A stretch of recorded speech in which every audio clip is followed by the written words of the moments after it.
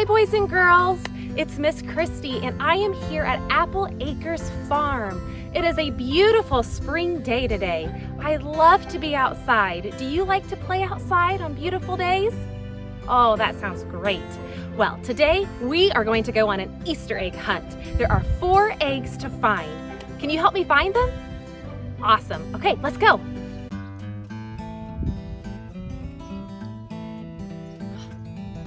I spy an Easter egg. Let's get the pink Easter egg. Do you see any other Easter eggs? You see an orange one? Awesome, good job.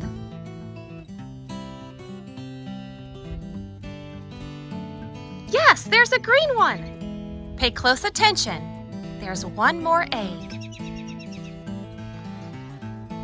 Look at all of these beautiful buds on the trees.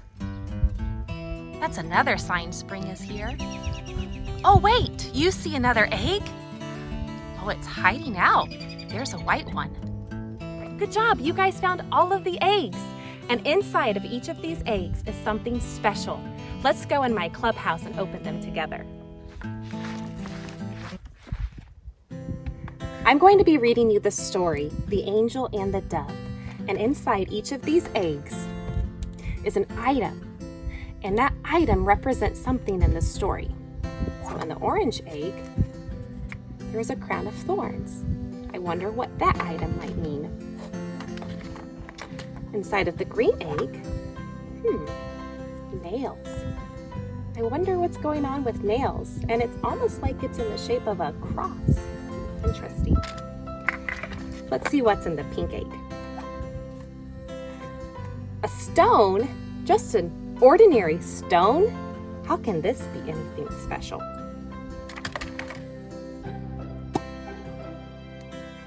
There's nothing in the white egg.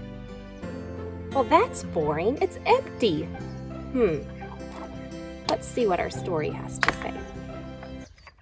The Angel and the Dove. Written by Sophie Piper. Illustrations by Christina Stevenson. High in the olive tree, the dove was sitting on her nest. From somewhere among the waving grasses came the sound of singing. The dove fluttered down to look more closely. There was an angel. "What are you doing here?" cooed the dove. "I'm watching the poppies open," replied the angel. "What are you doing?" "Oh, I have 3 eggs in a nest," replied the dove. "I must go and keep them warm." And the dove watched as children came into the garden, and the angel showed them where new flowers had opened. The next day, the dove heard the angel humming. "What are you doing now?" asked the dove. "I'm watching this newborn butterfly," said the angel. "Her wings are only just drying in the sun." And all through the morning, the angel danced with the children as they tried to touch the butterflies that flitted among the flowers. But that afternoon, a cold wind riffled through the trees. The children ran home. The angel sat on a stone at the foot of the olive tree. "It's sad when friends go away," she sighed. So the dove cooed a gentle song to try and cheer her. What do you guys notice in the background? It looks like a cross is getting put up on the hill.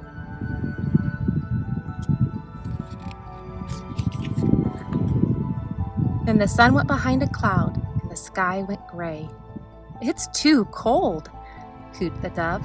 "I hope it's not going to be winter again." "Spring is meant to be a beginning," said the angel. "But today, it feels like an ending." Now, boys and girls, if you look closely, on that cross, it looks like that shape of the crowned thorns that we saw in our egg. And truly something sad must have happened that day, for in the evening the dove heard someone crying. She saw the angel bringing her a bunch of flowers, but even the flowers were drooping. What do you notice back here? It looks like a tomb.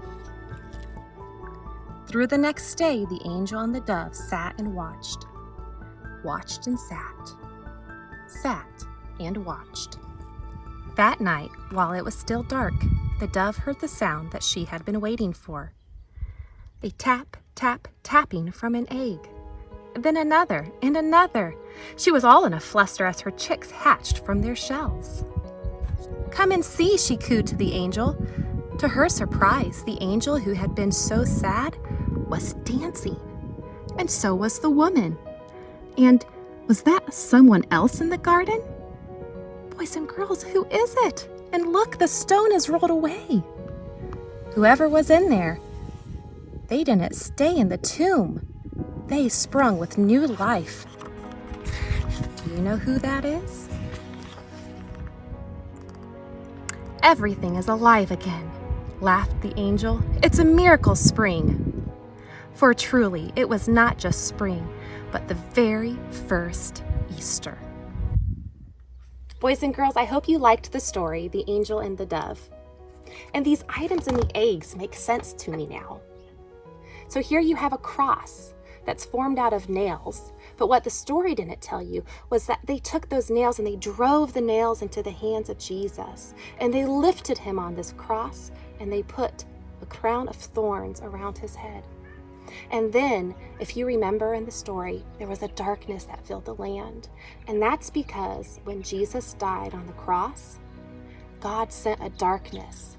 And when that darkness came, people knew that they had just killed the Son of God.